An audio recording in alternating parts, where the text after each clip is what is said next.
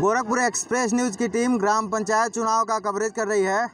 नमस्कार, मेरा नाम विष्णु प्रभाकर और ये गोरखपुर एक्सप्रेस न्यूज़।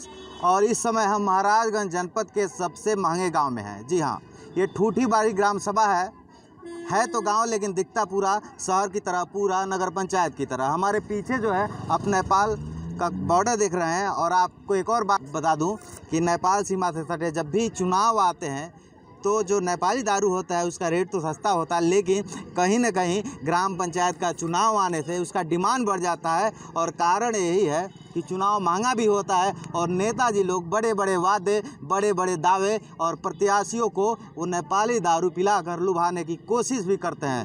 वैसे मुझे देखकर तो सभी प्रत्याशी ईमानदार बन जाते हैं, लेकिन उनसे बात करेंगे, जानेंगे और जानने की कोशिश करेंगे कि ठूठीबाड़ी का विकास कैसे करेंगे। तो चलिए, तमाम जो कैंडिडेट हैं एक एक करके उनसे बात करने की कोशिश करते हैं। तो पहले कैंडिडेट अतुल रौनियार जी से मुलाकात हो गई है। जब इनके बारे में पता किया तो लोगों ने बोला, भैया गांव वाले राजघराना में जाइए, वहीं मिलेंगे। तो राजघराना यानी कपड़े की दुकान है। चलिए बात करते हैं, क्या विज़न है, क्या सोच कर चुनाव लड़ रहे हैं। अतुल जी, बहुत बहुत स्वागत है। बहुत बहुत धन्यवाद आपका। क्या सोच कर चुनाव लड़ रहे हैं? सबसे पहले बताइए, क्या विज़न है, कैसे अपने शहर जैसे दिखने वाले इस गाँव को कैसे डेवलप करेंगे? और डेवलप करने का मेन मुद्दा यही है कि गांव में विकास होना चाहिए। और जैसा हमारा ठूठीबाड़ी कस्बा दिखाई देता है जी, देखने पे तो ये लगता है कि सब लोग यही सोचते हैं कि ये टाउन एरिया है। जी। लेकिन टाउन एरिया जैसी सुविधाएं यहाँ पर नहीं है। अच्छा। यहाँ पर अभी भी देखिए, इधर गंदगी का अंबार लगा रहता है और यहाँ पर हमेशा साफ़ सफाई का प्रॉब्लम बढ़ा रहता है। अच्छा। साफ सफाई के नाम पे यहाँ पे कुछ नहीं होता है। जो पूर्व प्रधान हैं वो अपने रास्ते को साफ सफाई करवा लेंगे, उसके बाद उनको दूसरे वार्ड में ध्यान ही नहीं जाता है। खाली अपने रास्ते कराते हैं जी, अपने वार्ड। तो आप प्रधान होंगे तो आप भी अपने रास्ते का ही खाली कराएंगे? जी नहीं, हमारी सोच नई सोच है, युवा सोच है और हमको सबको साथ लेके चलना है। और मेरा यही मोटो है चुनाव का कि सबको बुजुर्गों का आशीर्वाद और युवाओं का साथ, यही मुझे हासिल करना है और सबको साथ में लेकर चलना है।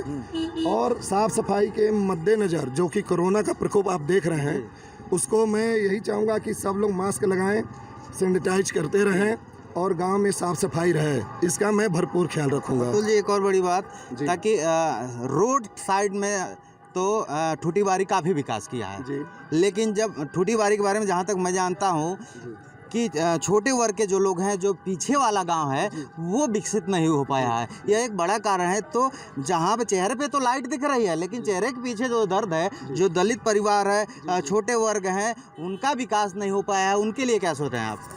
देखिए सर, उसमें है क्या, छोटे लोग सुबह 8:30 बजे 8 बजे मजदूरी के लिए निकलते हैं, शाम को 5 बजे थक हार के घर पहुँचते हैं। अच्छा। मजदूरी ख़त्म करके वो सारा समय अपना ये वक्त गुजार देते हैं 2 जून की रोटी कमाने में। वो बेचारे अपना 2 जून की रोटी कमाने के चक्कर में ये नहीं समझ पाते हैं कि हमारे साथ हो क्या रहा है। और चुनाव का टाइम आते ही हमारे वहाँ के अच्छे अच्छे पॉलिटिशियन चुनावी लॉलीपॉप लेके पहुँच जाते हैं। मैं ये करूँगा जी, मैं ये करूँगा, मैं वो करूँगा। अच्छा। करते कुछ नहीं है। आप कौन सा लॉलीपॉप दे रहे हैं? मुझे कोई लॉलीपॉप देने का हक नहीं है। मैं जहाँ तक यही सोचता हूँ कि कोई भी गरीब जो कि 2 वक्त की रोटी के लिए मजदूरी करता है, पसीना बहाता है, वो भरपूर वृद्धा पेंशन, विधवा पेंशन, आवास, शौचालय, ये मूलभूत सुविधाएं जो सरकार हमको दे रही है, पात्र हो उसको मिले। बिल्कुल उनको। वैसे चुनावी सीजन है, कर्मठी ईमानदार संघर्षशील वाला सीजन चल रहा है। आपने भी पोस्टर पे लिखवाया होगा कि भैया हम भी कर्मठी, ईमानदार और संघर्षशील है। आपका दिल जानता होगा कि आप कितने ईमानदार हैं और बाकी कैंडिडेट हैं उनका भी दिल जानता होगा वो कितने ईमानदार हैं। लेकिन मेरा एक सवाल, सब लोग कह रहे हैं कि ईमानदार हैं, आप अपने आप को कैसे साबित करेंगे कि आप वाकई में ईमानदार हैं? देखिए श्रीमान जी, ये दुर्गा मंदिर आप देख रहे हैं जी। अभी 5 साल पहले इस दुर्गा मंदिर की स्थिति ऐसी दयनीय थी कि मतलब एक रूम बंद था। जब उस रूम को खोला गया तो उसमें से हमको लग रहा है 150 से 200 मेढक निकले होंगे। अच्छा। ठीक है। फिर उसके बाद 2015 में मैं इस मंदिर का अध्यक्ष बना। अच्छा। उसके बाद हम लोगों ने इस पर एक टीम बनाया गया, एक कमेटी का निर्माण हुआ। उस टाइम भी यहाँ जहाँ आप खड़े हैं, यहाँ सोमवार का बाजार लगता था। सोमवार का बाजार में यहाँ ठेका होता था, लाख रुपया एनुअल एनुअल ₹1,00,000 यहाँ का बजट था। अच्छा। जो कि मंदिर समिति को जाता था। लेकिन विगत में जो लोग इसके अध्यक्ष थे उन्होंने पैसे का कितना दुरुपयोग किया वो तो माता रानी ही जानती होंगी और यहाँ की जनता जानती है। जब मैं इस मंदिर का अध्यक्ष बना तो मैंने अपने जी जान से जितना भी पाई मिला पाई मंदिर में लगाया। आज मंदिर किस हालत में है आप स्वयं देख सकते हैं। मंदिर की हालत बहुत अच्छी है जी। अब गांव की हालत की बात कर लेते हैं। जी। प्रधान जी, अगर आप बन जाएंगे, आपका गांव काफ़ी बड़ा है, लगभग 9,000 आबादी वाला गांव है। जी। और पंचवर्षीय योजनाओं में सैकड़ों से ज़्यादा आवास आता है। जी। और प्रधान जी लोग कहते हैं कि आवास में 20,000 ले लेंगे भाई साहब। जी बिल्कुल। तो आप कितना लेंगे? जी, मुझे लेने का कोई अधिकार नहीं है। अगर ऊपर का अधिकारी न खाए तो मुझे बिल्कुल ₹1 उसमें से नहीं छूना है। तो क्या अधिकारी के लिए लेंगे क्या आप? मैं नहीं लूंगा। ऊपर का अधिकारी स्वयं उनसे ले लेता है, मैं क्यों लूंगा? अच्छा, आप नहीं लेंगे? नहीं। चलिए, ये वीडियो, ये न्यूज़ एक इंटरव्यू के साथ साथ एक एविडेंस भी है।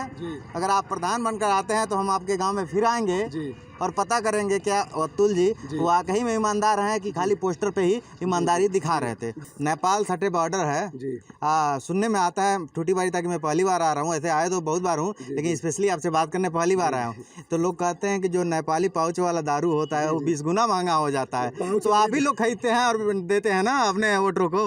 पाउच वाली दारू बंद हो गई है, सीसी वाली चल रही है। सीसी वाली, ठीक है ना?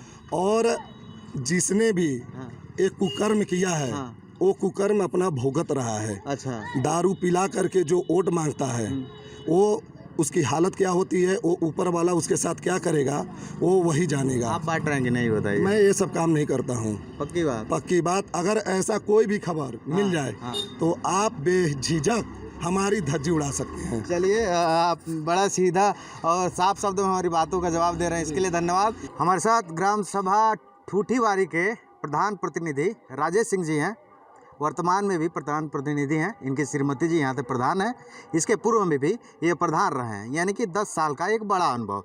चलिए जान लेते हैं कि ग्राम सभा ठूठीवारी का विकास कैसे कहें। वैसे मैं जब गांव कहता हूं तो मुझे अजीब लगता है, क्योंकि जब मैं ठूठीवारी में प्रवेश किया हूं तो मुझे लग रहा है ये नगर पंचायत जैसा दिखने वाला एक गांव है और ये महाराजगंज जिले का सबसे महंगा गांव है।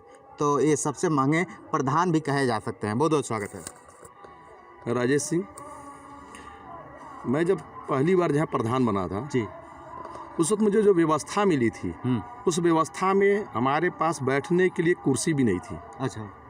इस बीच में आज के इस राजनीति के दौर में लोगों ने मेरे जैसे कम आबादी वाले व्यक्ति को जातिगत समय किसी भी समीकरण में नहीं मैं था, लोगों ने विश्वास किया। उस विश्वास में खरा उतरने के लिए भरपूर कोशिश किया। उसके तहत मैंने बॉर्डर डेवलपमेंट योजना से 2 धर्मशाले बनाए गए। अच्छा।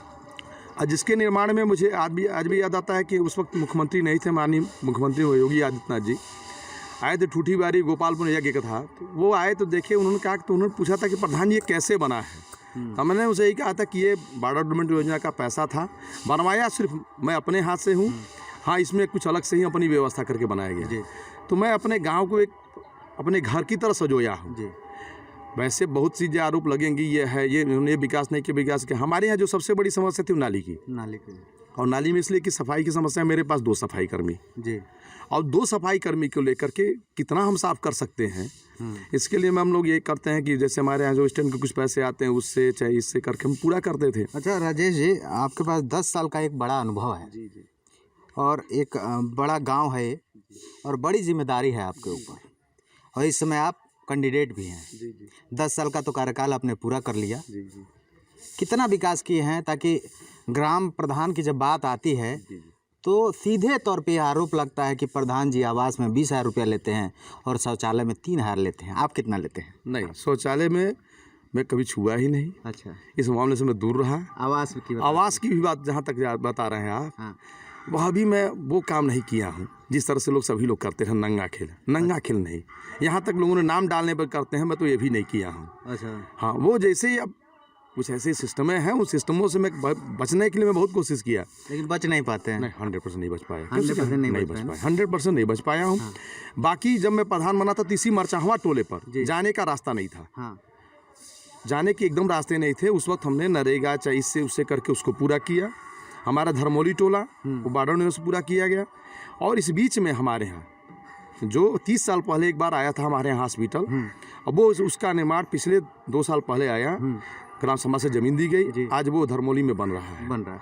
अच्छा, एक बात कहा जाता है, एक कहावत है कि चेहरे पे जो चमक रहती है वो चमक अंदर नहीं दिखती है। ठूठी बारी में प्रवेश करने पे तो रंग बिरंगी कलरफुल मकानें तो दिखती हैं, लेकिन जो उसके पीछे तमाम बस्तियां हैं, दलित बस्तियां हैं, छोटे वर्ग के जो गाँव हैं, वो कहीं ना कहीं आज भी रास्ते नहीं सही हैं, मकान नहीं बना पाए। आखिर क्या कारण है? 10 सालों से आप क्या कर रहे हैं?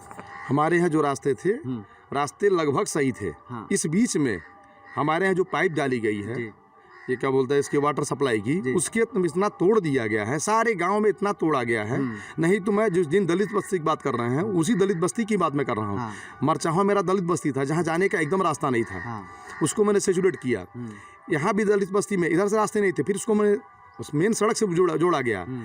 और इस वक्त जो नुकसान हुआ है इस ग्राम सभा को, सबसे अधिक नुकसान हुआ है तो जो ये स्वच्छ जल पेय योजना के तहत जो बनाई जा रही है, उसमें इतना तोड़ा गया है। तो आगे के चेहरे जितने साफ हैं, अगर इसको देखना हो तो एक बार धर्मौली जाए। धर्मौली में देखने लायक है कि मतलब ये आगे का चेहरा है, पीछे का चेहरा है, लेकिन जो तोड़े जा रहे हैं उससे बड़ा नुकसान हुआ। जब बहुत सारे घर में ऐसे देखा हूँ, बहुत सारे ऐसे गरीब परिवारों के घर से मैं अभी गुजर के आया हूँ, जो वाकई में पात्र हैं, उनको मकान मिलना चाहिए, आवास मिलना चाहिए, लेकिन नहीं मिला है। मैं बताऊँ, ये आवास के ऐसी समस्या है हमारे यहाँ, चाहे कहीं भी किसी भी गांव में। मैं विगत 10 साल में आवास में होता कि सरकारी लिस्ट मांगती है, और वो काम करती है 10 साल पहले पर, और जब हमसे लिस्ट लेती है तो 10 साल पहले का लिस्ट मुझे मिलता है। आज भी 2011 के लिस्ट के हम शौचालय में आवास मिलते हैं।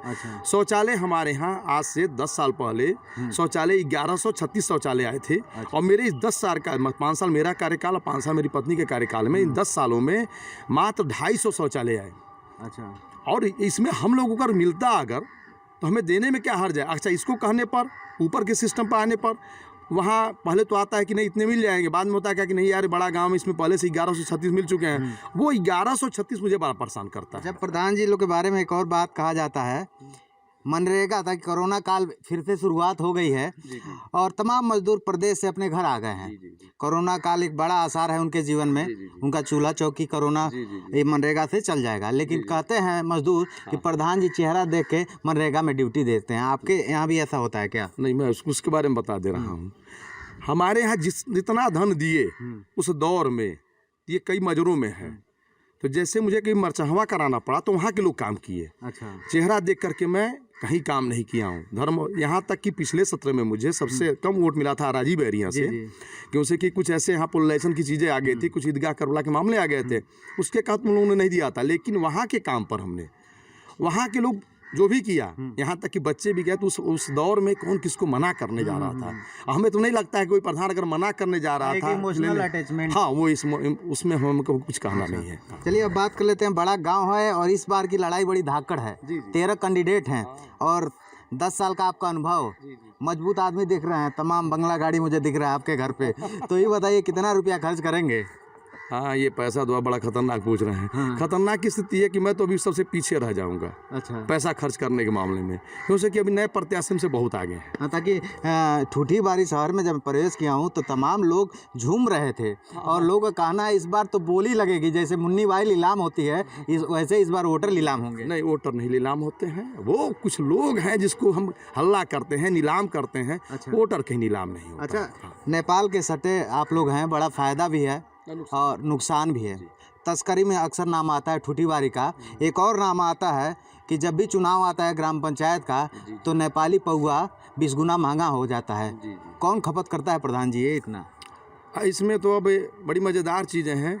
इसमें सबके सहयोग है, जनता से लेकर के सारे लोग सहयोग कर रहे हैं। प्रत्याशी लोग का कुछ ज़्यादा सहयोग है। कुछ ज़्यादा ही सहयोग है। आप भी हैं उसमें? हाँ, थोड़ा बहुत सभी लोग हैं। चलिए, आप हमारे बातों का बड़ा बेबाकी से जवाब दिए, ये अच्छा लगा।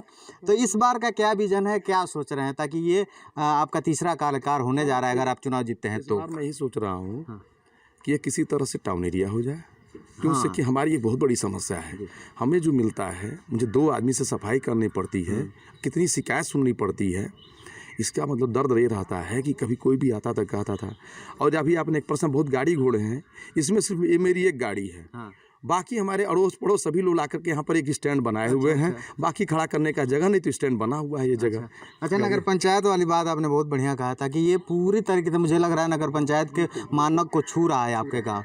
तो आखिर क्या कारण है ताकि आपके मौजूदा प्रतिनिधि, चाहे विधायक या सांसद, या फिर आप उन तक पहुंच नहीं पा रहे हैं? क्या दिक्कत है? ताकि 10 साल से तो आप इस गांव के मालिक हैं। जी। इसका प्रस्ताव बहुत पहले जब बसपा की सरकार थी, हाँ। उस समय भी गया था। अच्छा, उस वक्त भी गया, लेकिन बीच में अटक गया। हमसे बाद में, सही तो ये है कि हमसे बाद में सोनौली वगैरह सारे गए हुए हैं, लेकिन उस दौर में ठूठीबारी और वहाँ क्या बोलते लक्ष्मीपुर ब्लॉक, ये दोनों गांव गए थे, जिसमें लक्ष्मीपुर ब्लॉक का हो गया, ठूठीबारी वहाँ भी रुक गया। अब सच्चाई तो ये है कि एक प्रधान स्तर का आदमी वो बहुत करता है, ब्लॉक और डीएम तक जाता है। बाकी ऊपर चढ़ने के लिए उसको कहीं न कहीं विधायक और सांसद का ही सहयोग आता है। और मेरा कभी न कभी किसी न किसी मुद्दे पर विवाद हो जाते हैं, हो जाता है। इसलिए हो जाता है कि थोड़ा स्वाभिमानी हूँ, बोल देता हूँ। अच्छा। बाकी और कुछ नहीं है। तो यही कारण है कि प्रधान जी राजनीति के शिकार भी हो जाते हैं। हाँ, बड़े प्रेम से। इतना बढ़िया मैं शिकार होता हूँ कि इसका शिकार कहीं न कहीं तो दिखता है। चलिए राजेश जी, हमारी शुभकामनाएं हैं। अगर आप अपने गांव के लिए कुछ बेहतर है सोचते हैं तो ही शुभकामनाएं हैं, नहीं सोचते हैं तो मेरी शुभकामनाएं मैं वापस ले लेता हूं। हमारे साथ अजय कुमार जी हैं, जो ग्राम सभा ठूठीबारी के प्रधान पद के प्रत्याशी हैं। चलिए इनसे भी बात कर लेते हैं, जानते हैं क्या मुद्दा है, क्या विज़न है। वैसे जब चुनाव आता है तो सभी नेता कहते हैं कि हम कर्मठी, ईमानदार और संघर्षशील हैं। चलिए बात करते हैं। भाई साहब, बहुत बहुत स्वागत है। क्या सोच कर चुनाव लड़ रहे हैं, क्या विज़न है, कैसे अपने गांव को विकसित करना चाहते हैं? देखिए, चुनाव हम विकास के मुद्दे पर चुनाव लड़ रहे हैं। आज मुझे ये तीसरा चुनाव है और 15 साल हो गया मुझे, और मैं 15 साल से समाज सेवा कर रहा हूँ और समाज के बीच चल रहा हूँ। उनके दुख सुख में हमेशा लगा रहता हूँ। कहीं भी किसी चीज़ की आवश्यकता हो उनको, तो मैं उनके साथ चलता हूँ। उनके दुख में सुख में रात दिन जब वो याद करें तो मैं वहाँ पहुँच जाता हूँ। बस एक ही मेरा सपना है कि मैं पब्लिक का सेवा करूँ और उनके सुख दुख में साथ चलूँ। एक ही है, मैं विकास के मुद्दे पर ही चुनाव लड़ना चाहता हूँ। आपके मुख्य एजेंडे में क्या है? ताकि ठूठीबारी का पॉपुलेशन काफ़ी ज़्यादा है, और अगर हम इस गांव की बात करें तो ये गांव पूरा एक तरह से नगर पंचायत की तरह दिखने वाला गांव है, और मुझे लगता है उस मानक को कहीं ना कहीं छू भी रहा है। लेकिन यहाँ के तमाम युवा हैं जो खेलते हैं या फिर देश की सेवा के लिए, आर्मी के लिए कुछ करना चाहते हैं, उनके लिए मुझे लगता है कोई फील्ड नहीं है। तो क्या विज़न है, क्या अगर आप प्रधान बनते हैं तो युवाओं के लिए क्या कुछ ऐसा सोच रहे हैं या फिर नहीं? अगर मैं प्रधान बन जाता हूँ तो खेल के लिए ठूठीबारी में एक स्टेडियम की व्यवस्था मैं कराऊंगा। 13 कैंडिडेट हैं, सब कह रहे हैं कि हम ईमानदार हैं, कर्मठी हैं, संघर्षशील हैं। आप कैसे अपने आप को बेहतर साबित कर रहे हैं? क्या विज़न है आपका? जो मैं 15 साल से ठूठीबारी के ग्राम सभा में मैं जो लगा रहा और लोगों को विश्वास में लेके मैं चला, और सबको मेरे पर विश्वास भी है कि मैं अगर प्रधान बन जाता हूँ तो विकास का गंगा मैं बहाऊंगा ठूठीबारी में, और ठूठीबारी को एक ज़िले में एक बहुत ऊंचे पावदान पे मैं दिखाना चाहता हूँ। नेपाल बॉर्डर सटे है ठूठीबारी के, और कहा जाता है कि जब चुनाव आता है तो नेपाली दारू 20 गुना महंगा हो जाता है। क्या तमाम कैंडिडेट, उसमें आप भी हैं, अपने वोटरों को लुभाने के लिए दारू पिलाते हैं? ऐसा कुछ नहीं है। हम न दारू पिलाते हैं न पैसा बांटते हैं। पब्लिक का प्यार है मेरे साथ, जो पब्लिक मेरे साथ लगी हुई है। आजकल ग्राम पंचायत के चुनाव में तो ये सुनने को आता है कि जब तक नेताजी दारू नहीं पिलाएंगे, चखना नहीं खिलाएंगे, रुपया नहीं देंगे, साड़ी नहीं देंगे, तब तक कोई वोटर वोट ही नहीं देगा। ये आम बात हो गई गांव में। तो कैसे चुनाव जीतेंगे आप बिना रुपया खर्च किए?